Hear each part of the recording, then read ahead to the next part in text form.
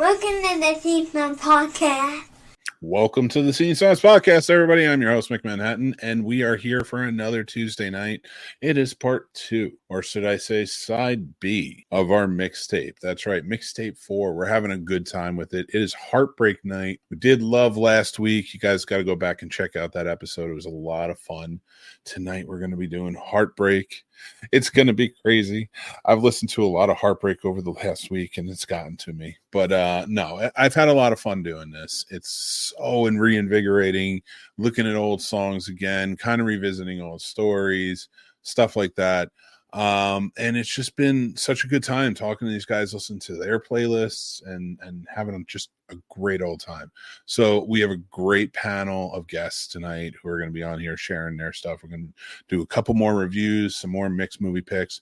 But like I told you last week, I'm going to keep you privy to my journey of what I'm doing with my program that I'm going through, this IOP that I'm doing through my mental health journey. I have started. It is a lot. I'm not going to lie. It has been kind of a crazy wave as of late. It's only been 2 days of it so far, but I'm excited. We're learning a lot of things, and as I go along, I'm going to try and share more, try and be open with you guys. Just a little at a time and stuff like that. Encourage you if you need things like this.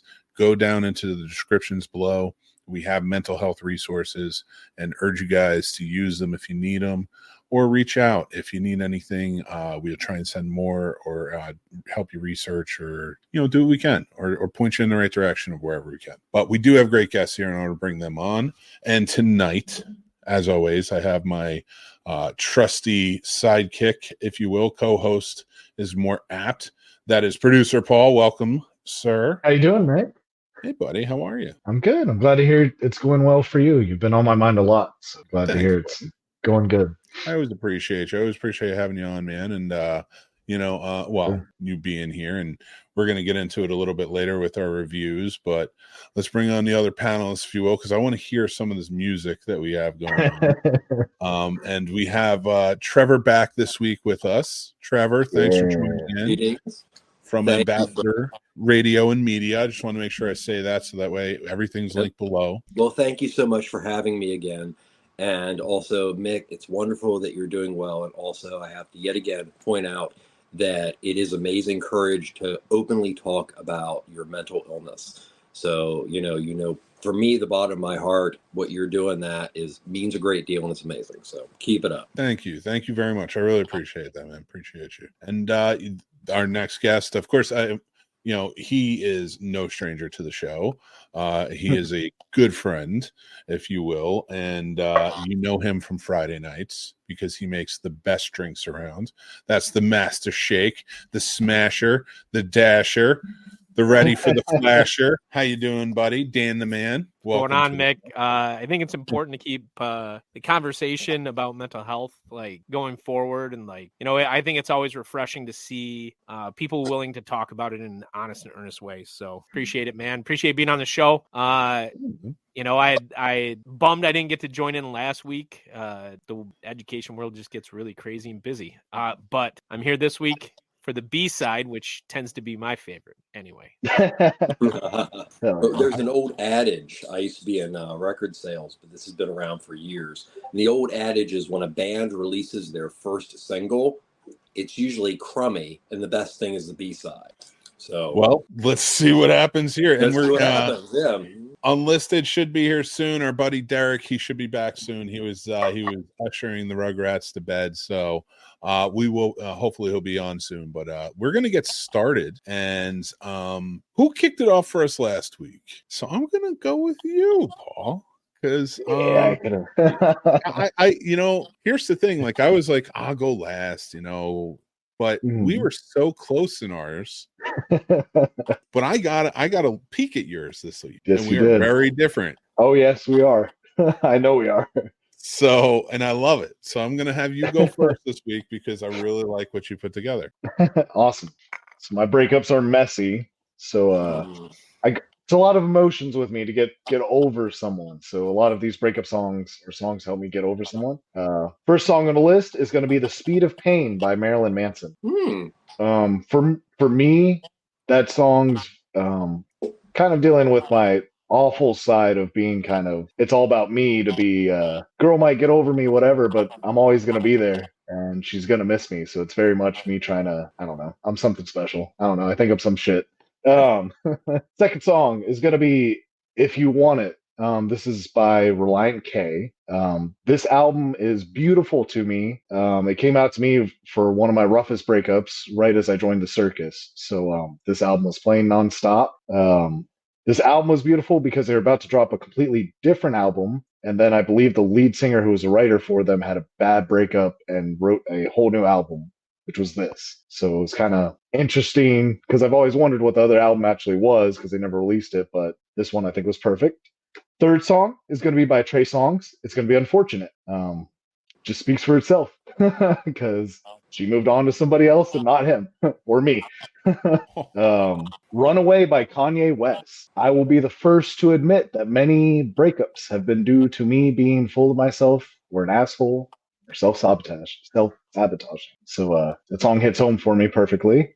"Ordinary People" by John Legend. That song is just a beautiful song, and I think it's, you don't necessarily know if they work out or they don't. And I think sometimes couples break up, and it's not necessarily that one or the other did something wrong, it's just the chemistry's not there. Because we're all just human beings. "Make It Without You" by Andrew Bell.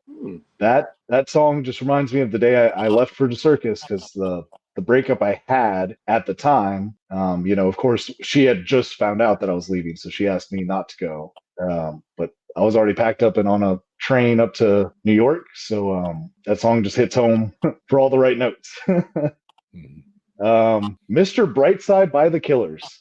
Because who in a breakup has not been jealous of whoever else took over for you?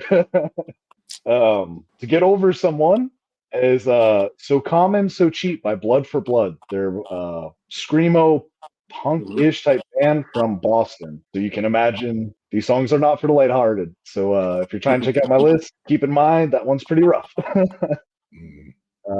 "For the First Time" by The Script. That's just a beautiful song. I feel like everyone knows it. I feel like it's just a feel-good breakup song. Oh, I'm about to check it out. there you go. It's a great song. It's beautiful. Hello, Derek. Welcome, Derek. Derek from Unlisted Artists from Unlisted Productions. Thanks for joining us again this week. Thank you very much for having me. How's everybody doing? All right. Good. Doing We're producer Paul was going through his list. A very good list, by the way, man. So far, man. Like this has been interesting. I really enjoyed your and you sent me the Spotify list, which I really enjoy. And guys, we're gonna put this all together so that way you can see it and share out the Spotify links, whoever has them. But yeah, I'm really liking this. So, do you have any more on your Yes, I do. Sorry, I apologize for being late. No, you're good. Okay. I didn't know the song came out in 2008. So I was happy to know that "Don't Think I Don't Think About It" by Darius Rucker was able to make the list. Because that's, man, whiskey and overworking yourself. Hello, my name is Paul. Like, best breakup song. Awesome. Then once again, we got Trey Songz with "Can't Be Friends." Speaks for itself. Then I went with a movie motion picture soundtrack, which is Danny Elfman's the grand finale for Edward Scissorhands. Ooh, very nice. Awesome. Wow, nice, dude. That song lets me go back in a very nostalgic way to think of old relationships in a good way, not necessarily a mean way or with bad reflections of myself or them. "The Hills Have Eyes" by the Acacia Strain. That's a song to get over people for. So prepare yourself for some deathcore and not liking your ex anymore. "Spotlight" by Emery. That's about, somebody setting up false expectations for themselves, presenting themselves as something they're not, you realizing it and getting out while the getting out is good. Studying Politics. That's about not giving up who you are for someone else. So I think it's very empowering breakup song because sometimes people want you to not be who you actually are. And unless you're a raging asshole or something awful, don't change who you are for anybody. Okay. And that's my whole list. That's all 17. Very good, man. Very nice, dude. So I love the way you put that together and what you were thinking about. And I wanted to ask you guys, as you're putting both lists together, Mhm. I know for me, I didn't just think about breakups. I thought about a lot of different heartbreaks in my life. It started with breakups. Mhm. Mhm. And then other things started like jumping into my brain as I was going through it. So like what did you guys stem some of your list off of for you guys as you guys went along? Mine Was is it- an actual playlist from a breakup in Oh, wow. 2006. So like it's an Ooh. actual. I had it in my iTunes. I had to take out all the 60s country western, and I actually Paul, my when you hear my list, I actually had a lot of metal, especially 80s. Nice. I had some 80s Swedish death metal in there and black metal. So Nice. I took those out. Battery. Well, I basically was like, nobody has ever heard of this band, so I'm just gonna pull this out of here right here. So mine's an actual, like, when I broke up with my girlfriend of 3 years in 2006. This is 2007. Sorry, it would have been 2007. This is the playlist I made. I am so obtuse when it comes to music, because now you're saying black metal and you're saying like Swedish death metal, and I was looking on Ambassador radio group the other day, and you were talking about Brazilian black metal. Yeah, Sacrifado, which came out. I love Sacrifado. Yeah, I'm like, what does that mean? I I'm love like, what is that? I'm like, what is this a thing? Like, I was like, I'm like, is that like a small thing or is that a huge thing? Like, I'm like, Brazilian. Oh, metal is huge. Yeah. As far as there being a genre that has so many different subgenres but has such an intense fan base, metal. It's the science fiction love of it. music. Mhm. Okay, I love it. I think that's great, but it's just like I just don't know anything. I just don't know anything. You have your taste and you stick to it. There's nothing wrong with that either. Nothing wrong with you that know? either. Yeah.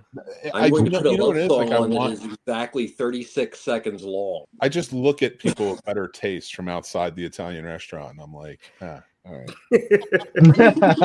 I'll just stay on this leash. I'm tied to the pole in the rain. You know, See, I like to experience as many things as I can, especially musically. That's been like from the beginning of my life. You know, I had so many different genres in my house. One of them was not rock and roll, really, like hard, like rock. So I went exploring and I started falling in love with some of those bands, and I was able to pass that off on some of my family and friends that, and some of it, sometimes they love it, sometimes they didn't love it, but that was what I did. But I always go back to my standards, that's just the way it is, so that's just, it's important. It's important. I feel like it's important to kind of expand, but at the same time, you sometimes you just want to hear what you love to hear. Right. You have a heavy love for jazz too, right? So that mix of music, like kind of playing chaotically, I mean, that's got to give you like a love of like different type of styles, right? I would imagine. I don't know anything. Because I appreciated jazz more after, actually, one of the things that got me out of a massive year-long depression was doing a deep dive into black metal. And I'd always been a jazz fan. And, I love John Zorn and all this crazy out there jazz, but also standards. But after really spending a lot of time with like black, grind, all these different types of metal, I went back to jazz and I understood it even more. Mm-hmm. And I think that comes from the fact, to be a real hardcore metal person, you got to be an intense listener. Yeah. So. And James MCD, thank you for watching. He says, when I went through my first breakup, I listened to a lot of Red Hot Chili Peppers. I don't know why. They just have a very depressing sound, even in their more upbeat songs. And you're not wrong. And you know what? Californication is a depressing album. And but it is. Mm-hmm. That's very funny, and that hits close to home. But I'm not going next. So who wants to go next? Actually, Trevor, why don't you go next? I want to hear your list. I want to hear what you got. Okay. Well, first of all, you asked about, how you approach the list. So last week I kind of did it more analytically. This week I kind of focused on music that was connected to my breakups or my unrequited loves, which is their plural. that fall, between my high school and my college career. So that's the kind of the basis here. So let's see here. I'm going to start out with a biggie. And that was from 1997, and that is Elliott Smith. Shows up again. He was on The Loved One with Miss Misery, which was actually the theme song to Good Will Hunting, and was nominated for a Grammy. So you had this scuzzy, kind of grungy guy from Portland that Gus Van Sant loved. Nobody except for hardcore, like, college radio people had any idea he existed, and he's playing the Grammys with a seersucker suit. This is a song that literally just tears your soul apart and then spits in it. And that again is Miss Misery by Elliott Smith. Nice. Okay, so number 2 is actually by Tom Waits. And Tom Waits, if you aren't familiar with him, singer-songwriter in the United States, kind of got his start doing kind of a beatnik thing in the late 70s. And then eventually this turned into almost more of a carnivalesque kind of thing. But his songs, he's always dealt with the grimier side of life. So, some of his best Heartbreak songs are from early albums like Closing Time, but that doesn't fit in. But this one actually comes off an album called Blood Money from 2002 called All the World is Green. And it pretty much follows a man after having a continual, nonstop argument, and he hits a point where he's not sure if it's going to go on anymore, but it kind of implies that it's a codependency, and even though all the world is not going to be green, it's going to happen over and over again. So let's see here. What Evergreen. Ever, yeah, exactly. My third, this comes from my college years too, and this band actually was my first live in studio for an old show I did for WSYC called Global Cafe, by Pedro the Lion off the 2002 album Control. It's a track called Options. Now, Pedro the Lion was kind of emo core, but they were also a Christian band, and they started off in this label called Jade Tree. But Bazan was going through a lot of life issues. So Control was a break from that, and it's an entire album about him questioning his divorce. Options is a song that is solely about the internal dialogue one has when they feel like, maybe I want divorce. So that's why I put that one on the list. And then we're going to go to Tori Amos, which, of course, Tori Amos had a lot of breakup songs, very emotional songs for many, many years. But we're going to go back to 1992 with her first major label. Tori Can't Read. We got to show respect there. Yeah. Little Earthquakes, 92 with Crucify. Crucify. Yes. Great song. And you can read that song in so many ways. And that's the wonderful thing about breakup songs. And you can either read them as a direct reference to a relationship or how you're feeling about something the other person has no idea. So it was hard, but Crucify, I had to pick. Number 5 is an all-time favorite, Ween with Baby Bitch off Chocolate and Cheese, 1994. The best song about dealing with the person you broke up with a year ago. They can't get over you. And baby, baby, baby, bitch. Just please fuck off. This was an amazing song by this duo of lunatics, Dean and Jean Ween. So right now, you mentioned some emo. I'm taking it back to early emo, and that is 1999 American Football with the song Never Meant. Great early emo album. Number 7, Ani DeFranco, Untouchable Face from 1996, Dilate. Now that's an intense song, which yet again you can read as this person's face is untouchable now, or it's just the yearning of never being able to trust me, we've all been there probably more than we want to admit. We can't touch that woman or person's face. So that's why I picked that one. Here. So we're going to follow that with one that there's actually a little story to. And that's Songs Ohio, better known as Jason Molina, off the 2003 album Magnolia Electric Company. Farewell Transmission. So this was only a few years ago, but I was in about an 8-month relationship. It was kind of the last time I actually looked at relationships as this is the one. So it was 8 months, and it took me about a year to get over it. And this particular album is one of the most heart-wrenching breakup albums ever. And I discovered after about 8 months that I had played it so much in the car, my daughter had memorized all the lyrics. And that's what I had to do some self-looking, look inside there, and so after that is Radiohead's High and Dry, the amazing sophomore album Benz from 1995. This is just a very straightforward breakup song and about the feelings that come from not having the person or thing you depended on. Mm-hmm.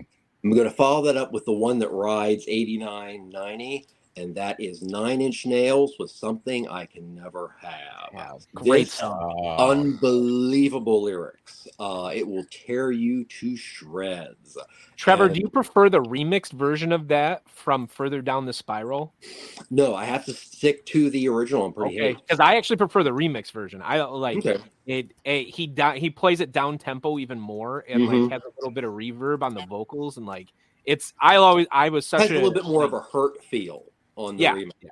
Mm-hmm. Which is another song we could throw in here, but that's another story. Okay, so I number purposely 11. made sure to leave that one off. I was like, that's too easy.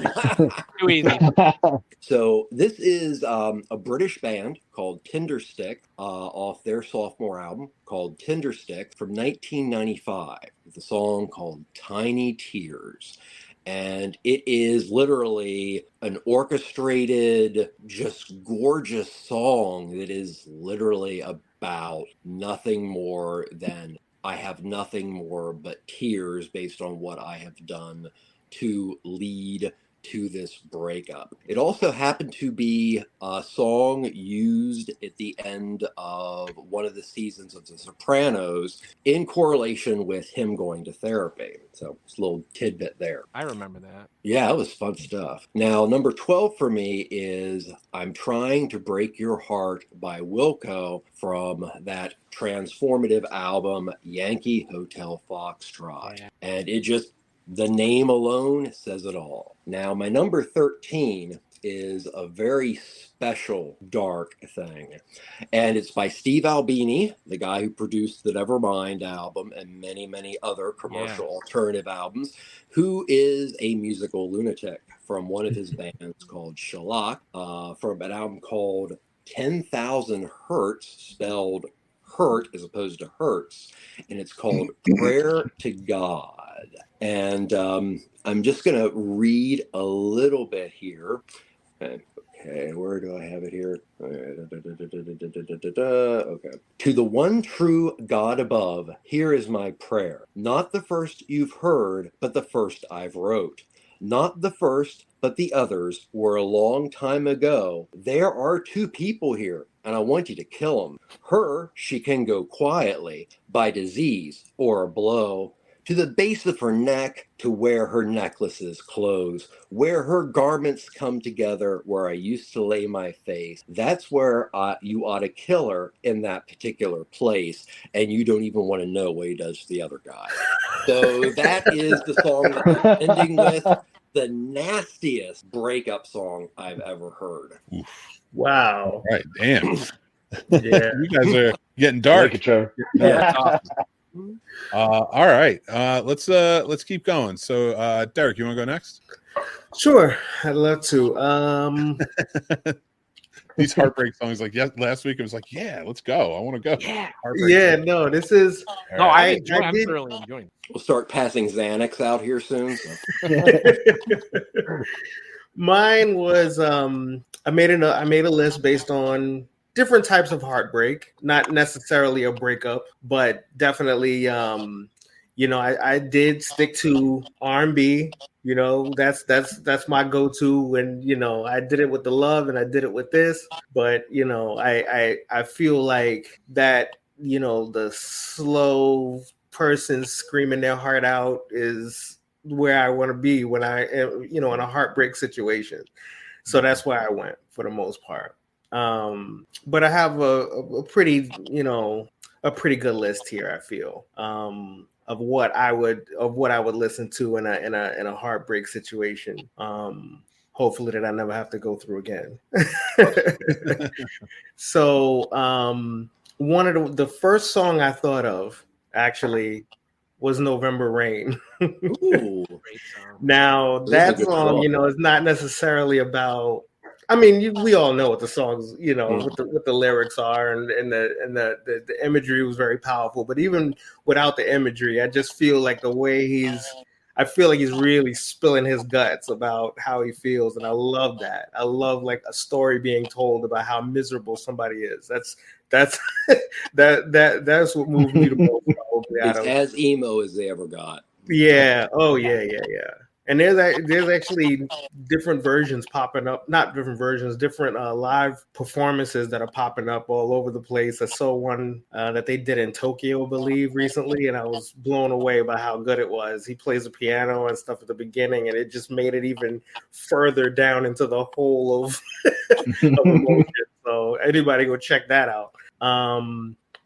I have on here one of my favorite groups of all time, R&B groups, is Jodeci, "Cry for You," and I feel like that song sums up any kind of pouring your heart out to somebody. When it comes to 90s R&B, it's the first song I think of when people say 90s R&B, and I mean that's big in my mind because there's so much that went on during that time. It was hard for me to make a list like this.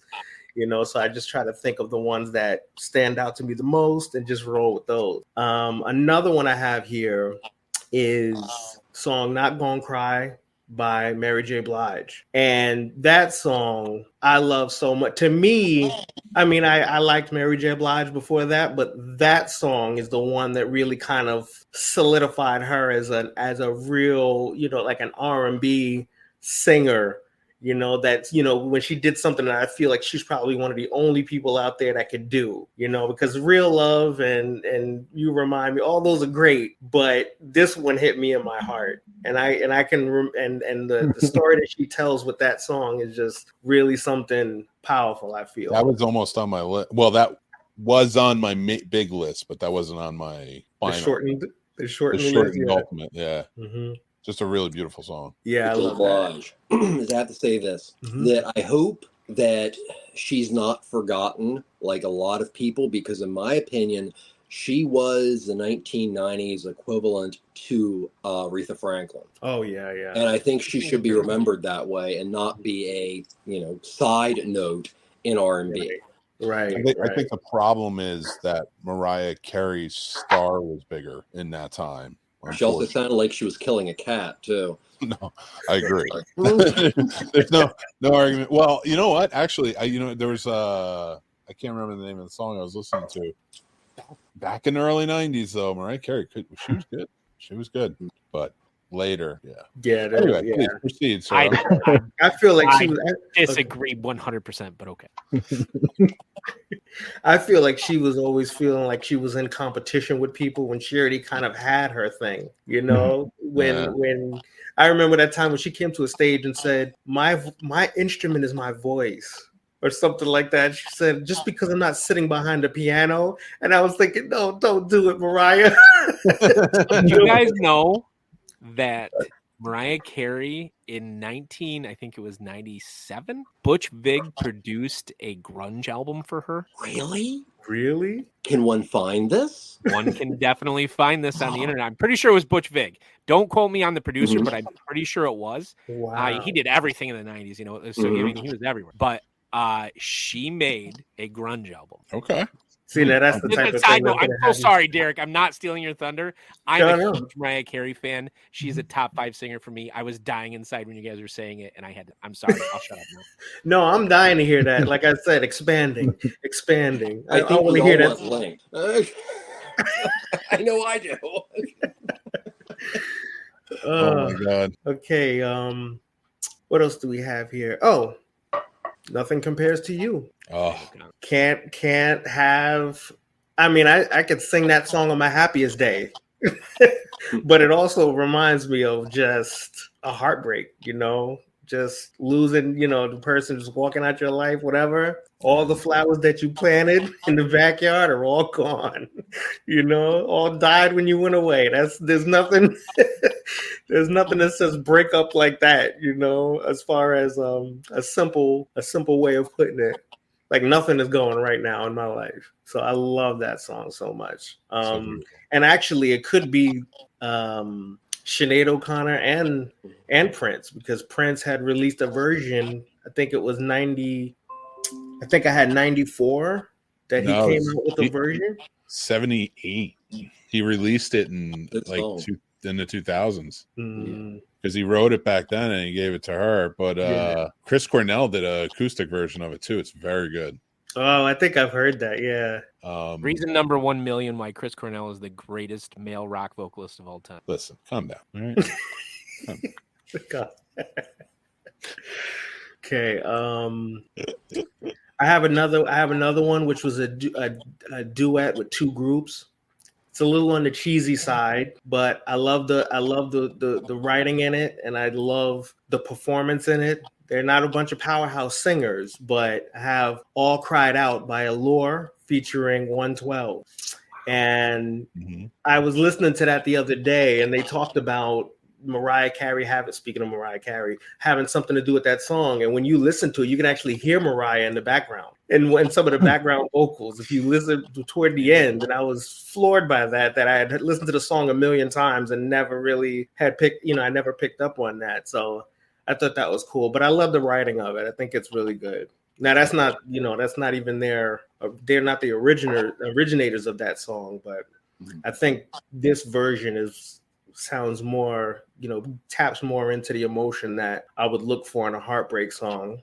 I have Burn by Usher. That's the first one somebody stole from me. Oh yeah. I love that song. I mean, Usher, that album to me, I mean, the whole song is just basically dragging your heart through the mud the whole time, and I love that. Confessions was such a great concept album. Such a great concept album, yeah. And he really twisted the whole, hey, you cheated on your girlfriend thing. He flipped that around real quick. A lot of people can learn from that lesson.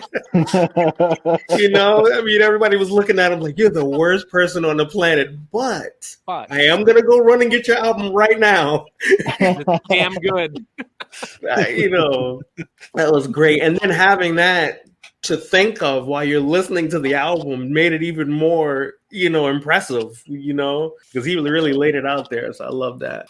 Got a few more here. Nice. I have Unbreak My Heart by Toni Braxton. Toni Braxton. Very nice. Love her voice. Yeah. I think she's another one, Trevor, like what you just said. I hope people remember her because she has really some hit. I mean, when you throw on her records, I mean, it's just, it just takes you right into her world. Whatever she's trying to convey, you feel it right away, I feel.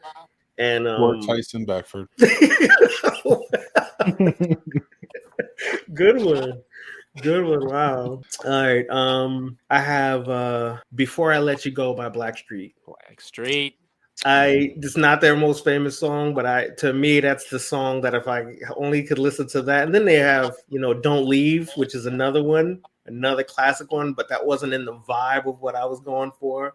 But Before I Let You Go is kind of not a breakup, but more of a, when he's starting to detect that something's going wrong in a relationship. It's not as strong as it was. So he's saying let me get that kiss before you go. Maybe, that'll help spark something within us. I think that's a beautiful sentiment. No. And also have X Factor by Lauryn Hill. Nice. Lauryn Hill, X Factor. I think it was beautifully written. And the groove of it, the music of it is what gets me the most. It's just a very deep sounding, it's just right away it's a mood, and I love that. I love that about it. And the song being about her just saying like, listen, we were supposed to have this, but we didn't get this. And I love that. And lastly, I'd like to nominate my own song, which is "I'll Be Around." Hell yeah. Hell yeah. Hell yeah! I fucking wrote yeah. it originally. It came out in 2009, and I wrote it from. I'm sorry. What'd you say? Counts. Limited 2010, right? So yeah, man, totally. Yeah, I wrote it in 2009. I re-released the new version later on, but that was after I gotten better equipment in my home thing that I got. But I wrote that song based on, I kind of fused 4 real life stories of people that I know that have been cheated on, and I try to fuse them all into one story. Starting out by just like the exact moment of finding out, that, and in the song I actually talk about, the guy actually being outside ready to take her away, and me trying to convince her not to go out the door. So I feel like that's one of my favorite things that I've ever written, and I feel like nothing says heartbreak more than that. I gotta say, as far as what I've done, I gotta say, I'm dying to hear it, because it seems like what you're telling us, that it's something that not a lot of heartbreak songs do, but it's important, and that's the reverberations of a breakup and the collateral damage. Exactly. Really awesome. So I'm actually dying to hear it. I'll definitely check it out. Yeah, and I also talk about, I'm trying to, you definitely never hear that in anything related to hip hop. In the hip hop world, the man is always the one in charge. I have 15 girlfriends out there. You're just one of them. I'm gonna leave you tomorrow. That's basically the kind of thing that you see in hip hop world. But I tried to flip that totally on its ear and actually talk about something that people would be uncomfortable talking about in any situation, and I tried to turn it into something a little bit more, meaningful and emotional. So that's that. Awesome. All right, Dan the man, you're up. So my playlist, I already let the cat out of the bag with that. It's an actual playlist from 2007. The original name. So I was really obsessed with, I don't know if the movie had come out yet, but there's a book called Nick and Nora's Infinite Playlist. And there's a line from the book that I thought was killer, and I named so I have like thousands of playlists still. I don't know if you guys still do from like all the time you've had iTunes, but I still have all my playlists, and I named it there we go. I named it after this line. The best way of getting over someone is getting under someone else. And I always thought that was a killer line from the book. And I took out, unfortunately, so all my 80s dark pop and synth is not in there. Sorry. All that new wave, it's gone, because Mick said it had to be 1990 or after. All my 60s, like, hit country stuff, gone. So I took and I rearranged it, though, and I wanted to tell like a journey. I thought about like this idea of, the monomyth, this Campbellian journey in terms of how a person goes through a breakup, and things that help and things that assist and things that get you out of it. And that's part of why I took out the metal too, Paul, because the metal was more like about just being angry in the moment. And it had nothing to do with the actual like heartbreak or anything like that. So I started mine with Blink-182's Damn It from 1997's Dude Ranch. Great proto-punk album. But everybody celebrates this song as like a party song. I remember being in college and then playing it constantly at parties, and I was thinking, like, has anybody ever listened to the actual lyrics of this song? Because it's not fun. It's not a fun song. And in the time, that time in my life, for sure, that whole like idea that you're having this argument, this person I broke up with, we argued for 6 months before breaking up. And it was like, just like the song where it's like, I'm not going to hold everything you just said against you, but I'm still going to hold it against you like 5 months. Yep.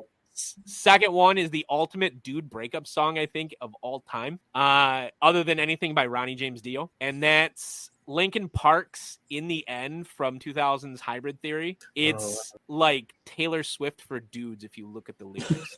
And the one thing I learned, I'll say after, I'm going to go through Linkin Park ever. Break Up Me has the worst taste in music ever.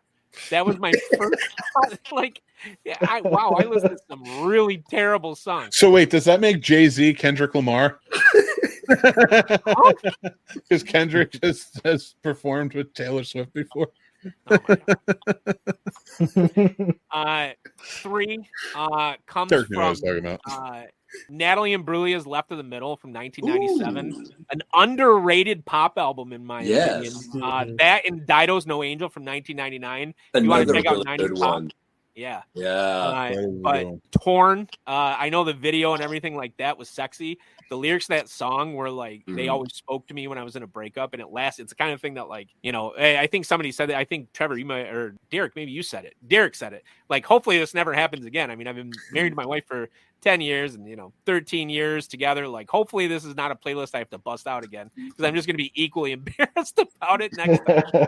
But, yeah, Natalie Imbruglia's Torn, great song, really speaks to me, the emotional side of it. I also drove a lot while listening to this playlist. I remember driving a lot, and so it's everything you can sing to, but I can't sing for, like, beans. I'm a terrible singer. So I had to do it in the car so nobody would hear me.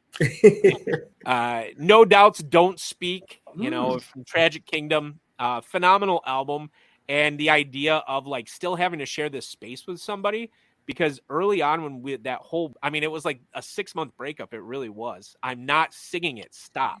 My wife is taunting. It was a 6-month breakup, basically. She had to go like away to work. She had graduated before me. She goes away to work, and she's working for the Army, and she's down in Georgia at the time. And so it was just this kind of thing where, like, when she would come back, we're still sharing the same space, but we're still pissed off at each other because she would come back and stay with. And, I had my big duplex apartment I was living in, and she'd come back. It wasn't when we finally broke up. It was when I got rid of that duplex and moved into the fraternity house. That's when we finally broke up. And I swear it's because she needed someplace she had no place to stay when she came back to Michigan. Usher's Burn. I mean, Derek already said all the key high points to it, but this is one thing that I will say is that you have to own the expanded edition of that album because there are like the extra 6 tracks on the expanded edition worth it. Yeah, I still have it somewhere in the garage. I have the CD. I mean, Derek hit on all the highlights to it, but that is a great breakup song because in terms of how you go through this journey of breakup, it's like you have these moments of like, wow, I'm terrible. And you're just like feeding on this, like, I'm a terrible person. I just don't deserve her. She, like, all that stuff. And so, why am I like this? Another terrible song. But at the time, for whatever reason, it really spoke. From Evanescence's 2003 album Fall, and there's a song called My Immortal. Terrible song. But, like, sad bastard me apparently was like, man, sing my feelings. Like, turn it up. You picked every song that would be on, like, the jock jams of breakup songs. Depressed jam. So the next one, I also, like, in the mid 2000s went through this, like, emo punk phase where I was listening to a ton of emo punk. Like, I'm surprised there's no Korn. Oh, well, no, I took all the metal off.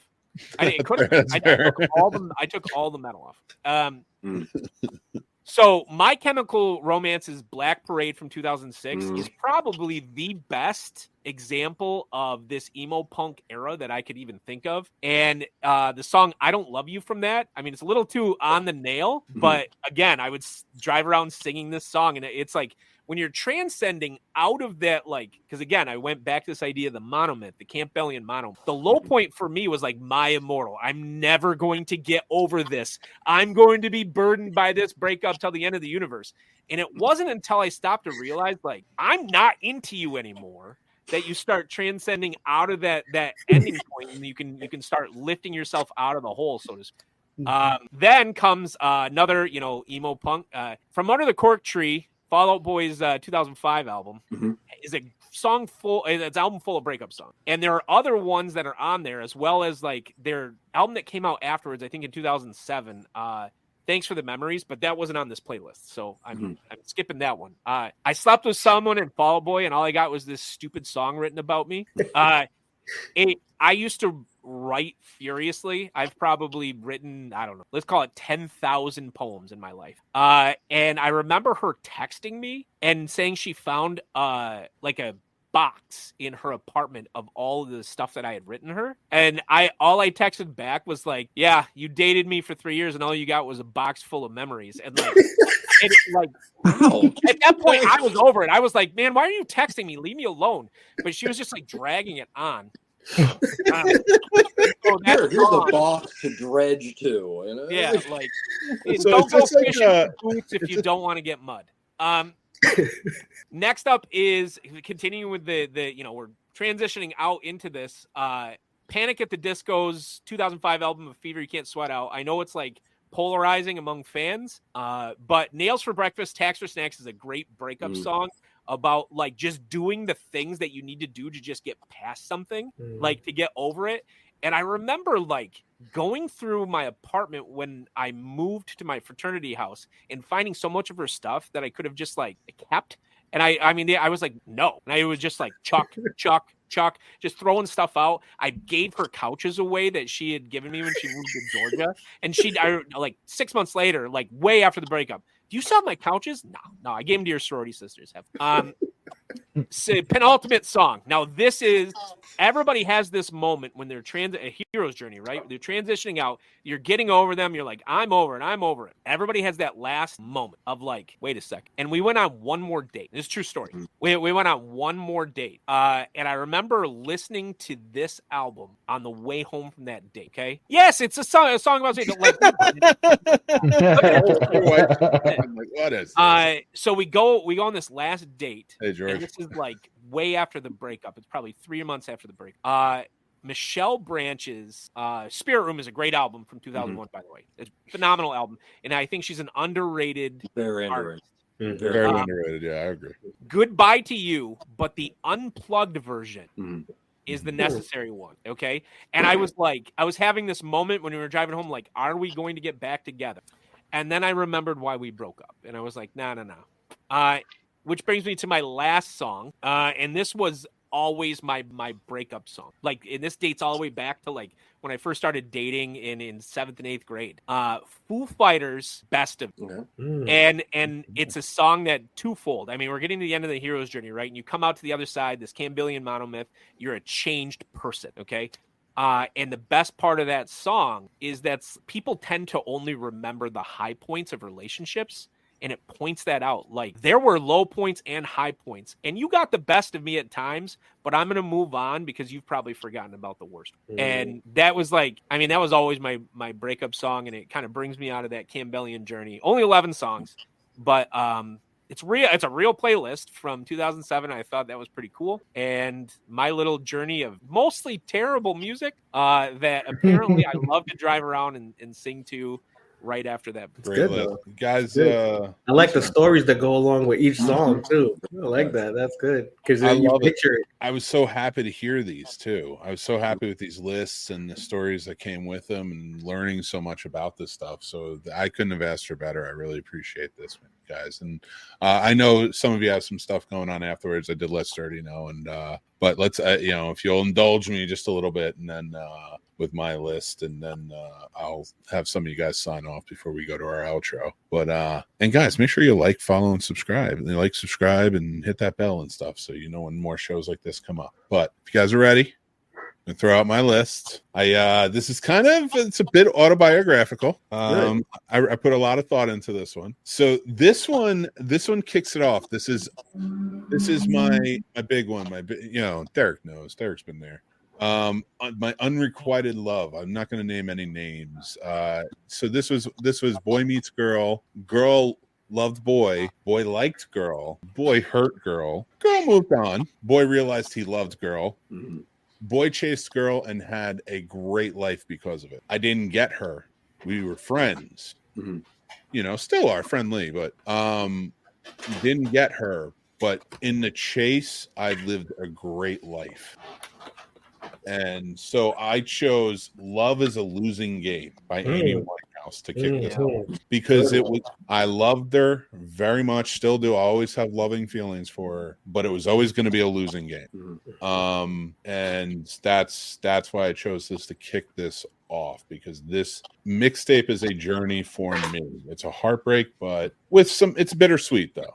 And then I went to Kiss the Rain by Billy Myers. Now, Kiss the Rain came out in 97. Now, 95, 96, 97 were tough years for me. I got very bullied both at home and at school. 97 was sort of the end of it. Not that bullying ever stops, but like the viciousness of it. And Kiss the Rain came out around that time. It was playing on the radio a lot, and it just kind of resonated with me. So it always sort of stuck with me. It's sort of a comfort song, honestly. Like I remember it for those reasons. And then I go to Hands Down by Dashboard Confessional.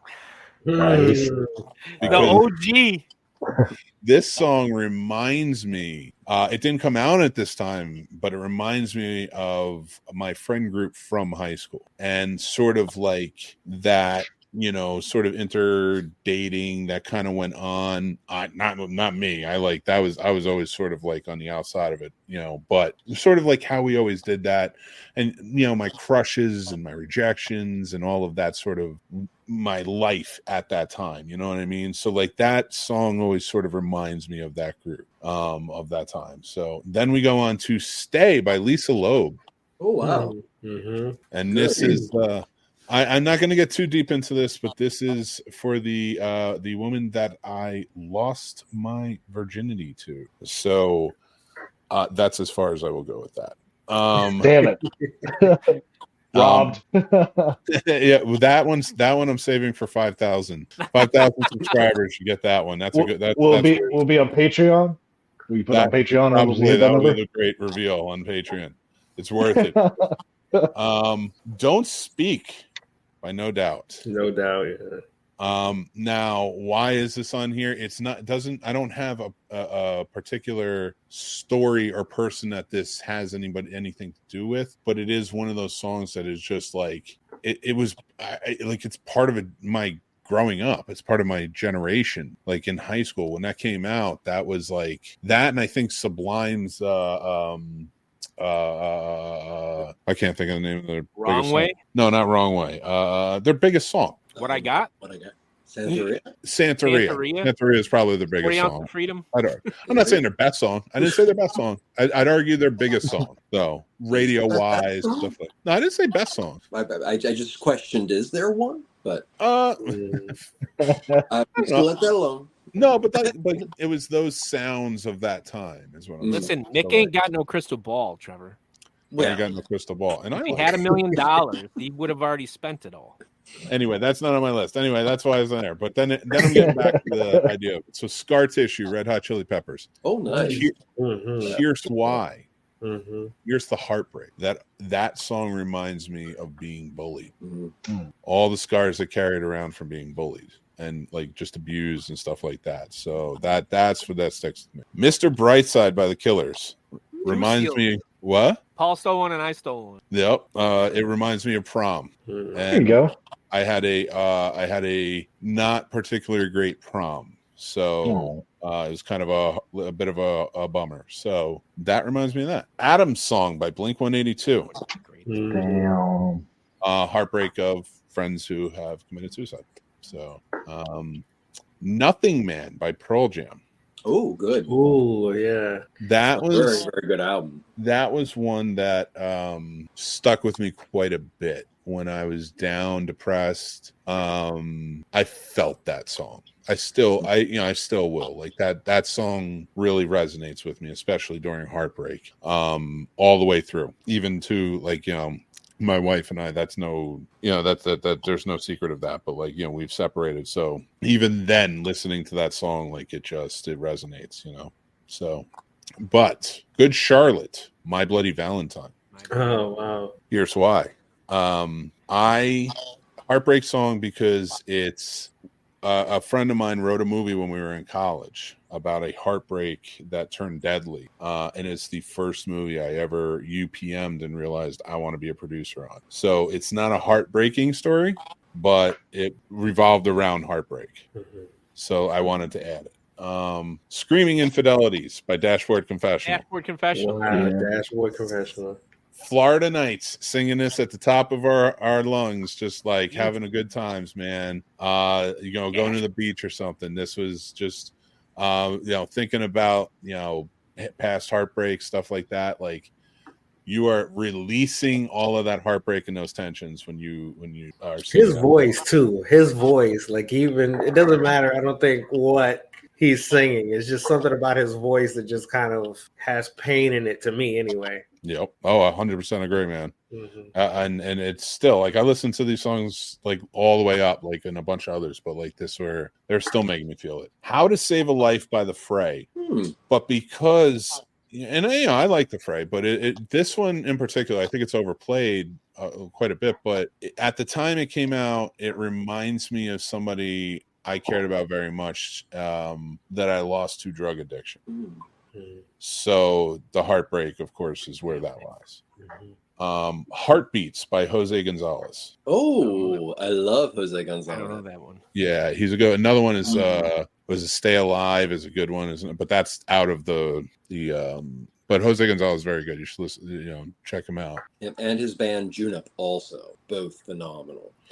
Kind of like Argentine Nick Drake with mild electronica. So yeah, I agree with you, Matt. Good stuff. I have no idea who any of those other people are. Nick Drake?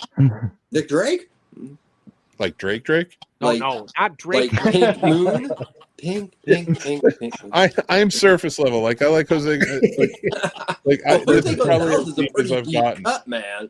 Yeah, I feel like that's a pretty deep cut, Mick. I've never heard of that person, but I know Nick Drake. Oh, okay. I got lucky on this one, I guess. So Heartbeats with Jose Gonzalez.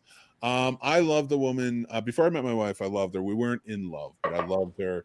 I didn't think I was ever gonna like fall in love and get married. She never thought she was, and we were kind of close. And we had a falling out beforehand. And although I'm glad we did, it was heartbreaking because I do like. Of course, we'll always have loving feelings for her. I want her to be very happy in life, and I'm very happy that I was able to fall in love with my wife. Find that love. But this song always reminded me of her because she always had a very good heart, and it reminded me of that like sort of heartbreak that I always wanted her to be happy, because I always wanted her kind heart to find that love. So I added that. That's sort of that heartbreak of that. Let Her Cry, Hootie and the Blowfish.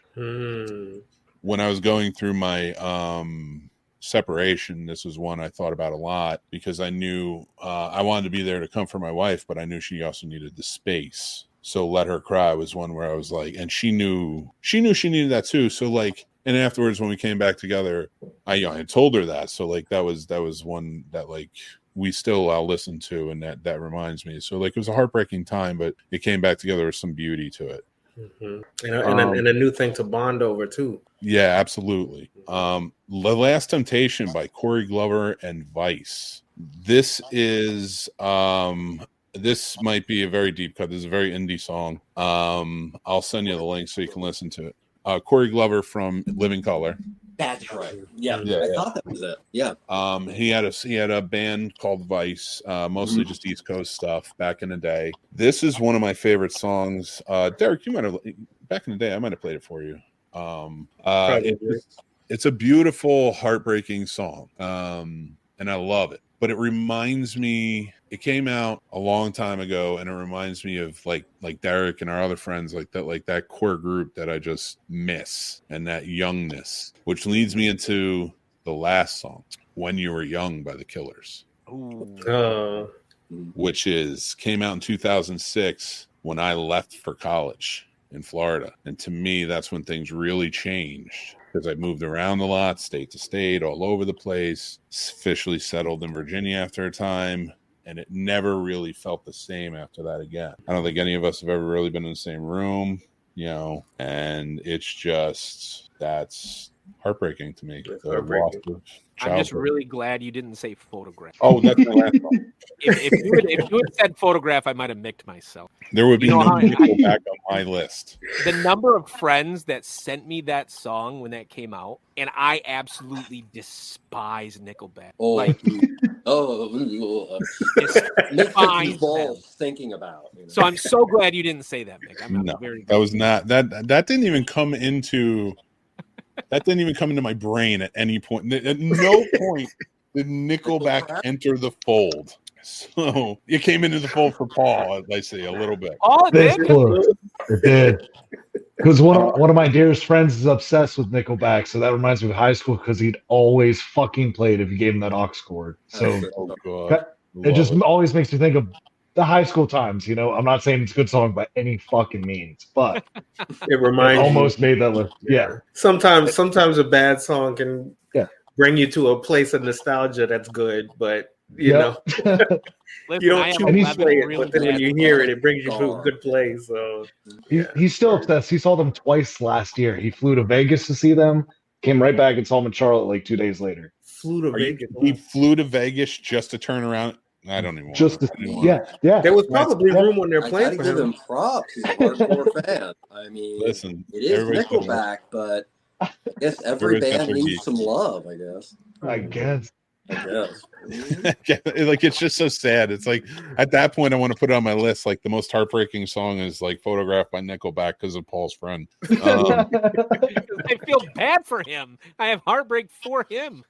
Heartbreak for Paul's friend's wallet because he just keeps going to see I'm Nickelback. sorry, man. I have no like that. Creed and Nickelback are two bands that I know Creed is seeing this huge like resurgence right now. Like those two bands, I just can't. I can't. I'll listen to some absolute trash. You guys just heard my 11 songs, okay? With the exception of Usher's Burn, there's a lot of garbage on that list. And Foo Fighters. Foo Fighters, great song. I should say that. Oh, yeah. Especially the acoustic version. But like, I can't with Creed and Nickelback. I can't. I lived through this one time, and I swear, if I get into my 50s and then Nickelback does the like cycle back, I don't know what I'm gonna do. I don't know what I'm gonna do. Add Godsmack to that. I saw Godsmack in 2003, and I actually liked them before I saw them live. After seeing them live, I was like, "This is really bad music." I had the same experience with Third Eye Blind. Oh, painful live. Well, gentlemen, I have to. We got to start wrapping it up because there's I didn't mean to people derail. Thank you. who have to jump over to Sturdy Show, but Paul and I have to outro. I'm going to let you guys go. I want to say thank you so much for joining us for this event. We are going to be doing this again. We're going to have some more mixtape plans. So I hope you guys can join in for those. It's going to be a lot of fun. Mick, just real quick, somebody in your comments had, I think Miranda had written, "Why didn't I make my R&B list with Brian McKnight?" Yes. The reason Brian McKnight is incredible. The reason I didn't put him is because his voice is almost too beautiful to associate with Heartbreak. I don't care what he's singing about. That's really how I feel about him. His voice is just so great that it's hard for me to just imagine guts and bleeding hearts and stuff. That's the way I think about it. So I just wanted to throw that out there. That's hard to argue. It's hard to argue. Even she says fair. Okay. Yes. Okay. Cool. I should mention, Derek, this is from somebody whose entire breakup list would probably just be NSYNC songs and Justin Timberlake. So. And with that being said, I'm going to say bye. Thank you all. I feel like that worked. Yeah, I liked it. Because there were 3 of them and you said bye. I liked it. Yeah, I took the chance and I went with it. But hey, guys, guess what? It's time to review some movies. That's right, everybody. We're going to review the hell out of some movies. We're doing the Iron Claw and Players. And let's kick it off with the Iron Claw. You ready, buddy? Yes, sir. Absolutely. So the Iron Claw is the story of the Von Erich family. They were considered the first family of wrestling. Very famous. Kevin Von Erich, Kerry Von Erich, David Von Erich, Michael Von Erich. There's actually a Chris Von Erich as well, but he was not in the story. And I think that's all they portrayed, really. And then it's the story of these wrestling family that came out. They were trained by their father, and they were always thought to have a curse on them because they all died at a young age except for Kevin. And this is that story about how all of them sort of died, and then kind of subsequently the things and the effect it had on the rest of the family. So this is an A24 film. It's very dramatic, very well told. Zac Efron playing Kevin.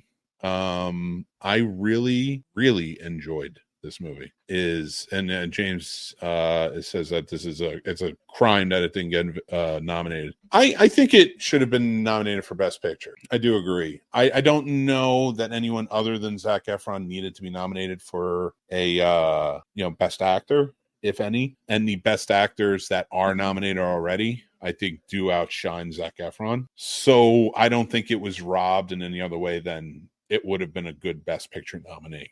How do you feel about this movie, Paul? So I was impressed. I didn't realize it was A24 till the end of the movie. So, before I start talking about the actual movie, just getting to the end, I was like, holy shit, this was A24. Like, this was very beautiful. Because I'm kind of used to their horror, which is kind of a hit or miss. It's usually a hit. But so just seeing them be able to do just a proper drama, I thought they told the story beautifully. I think they did the family justice because I didn't know anything about this. My roommate and my Nickelback best friend are obsessed with wrestling. So they saw this in theaters together and they were like, nah, you have to see it. It's good even for someone who doesn't know anything about wrestling.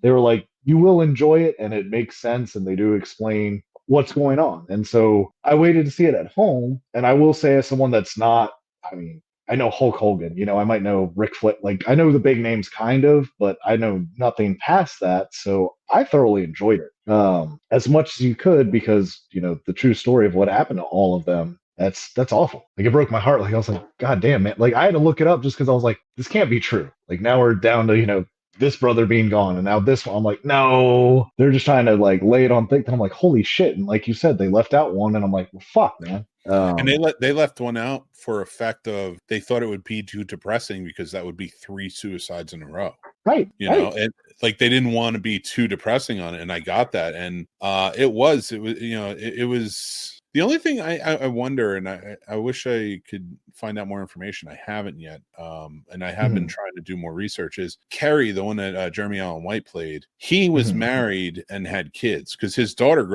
has grown up and she was a wrestler as well for a while. I think she's retired now. I'm not sure. But so by that time, I think he had been divorced by that time.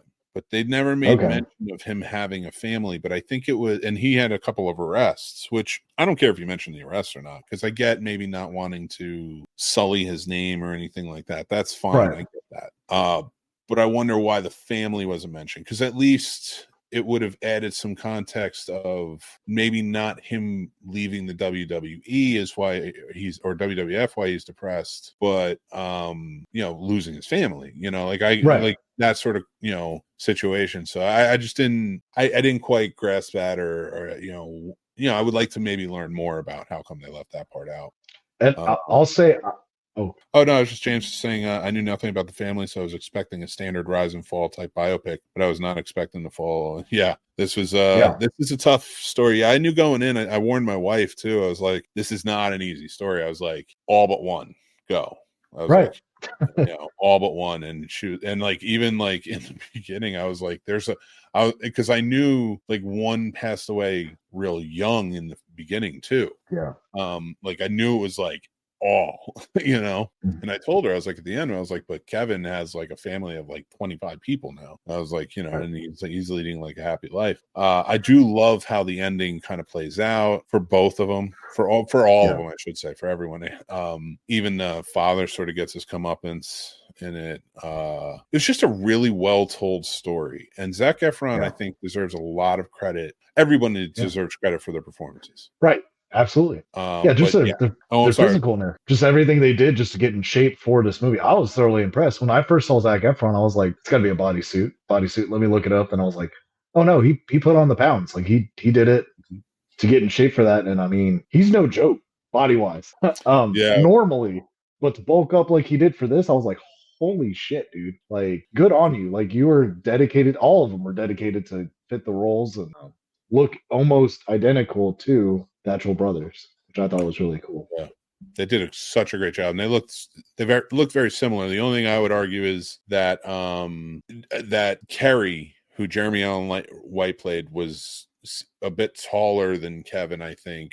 If not taller, like he was at least beefier. And Zac Efron's character was like, it seemed way bigger than Kevin. I mean, it's semantics. I don't care. Like, it didn't affect it in any way, shape, or form. But I think we both gave this one a 4 out of 5. Yeah. It's a pretty strong movie.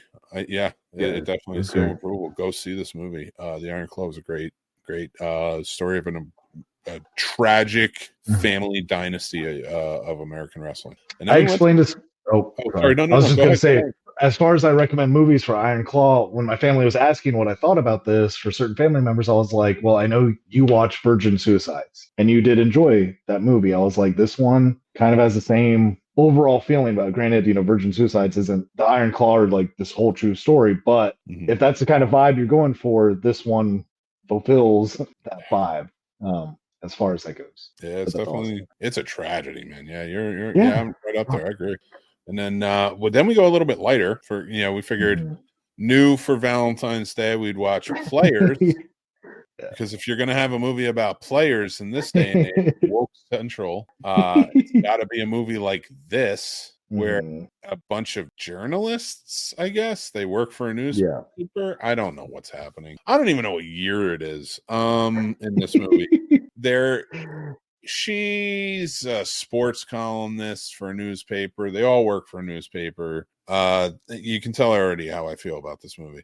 And I'm trying to be enthusiastic, but it's tough it's very convoluted. So to get laid, they all team up and pull different like con jobs on people to get their friends. They're basically wingmen and women for each other. And that's it. That's it. That's all they do. And they pull stupid little antics to get each other laid rather than actually just talk to somebody like a human being. So, and it works because in these movies they always do. Right. So stars Gina Rodriguez, Tom Ellis, who played Lucifer on the show Lucifer, Damon Wayans Jr., Liza Koshy, and two white guys I've never seen before in my life. And they're honestly two of the most annoying people I've ever seen in my life. They really drove me nuts. So let's get into it. I'm just going to put the ratings up. Mine was a 1, and I would have gone lower. I didn't hate Gina Rodriguez in this. Right. Like, she was a likable character. No, she wasn't a likable character. She just has natural charisma that I like. But you gave it a 3, so I'll let you just roll with it. Go ahead. So this is kind of the opposite effect of the movies that we reviewed last week, where my expectations for this movie were exactly what this fucking movie was. I knew what I was in for. I knew it was going to be some cheesy shit of, like you said, pulling cons that would never work in real life. Some little jokes here. Someone getting serious with someone and not working out.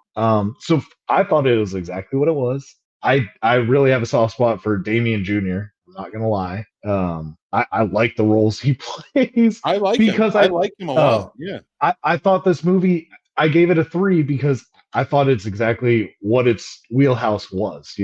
It's not supposed to be some sophisticated comedy or this and that. It's supposed to be, it's called Players.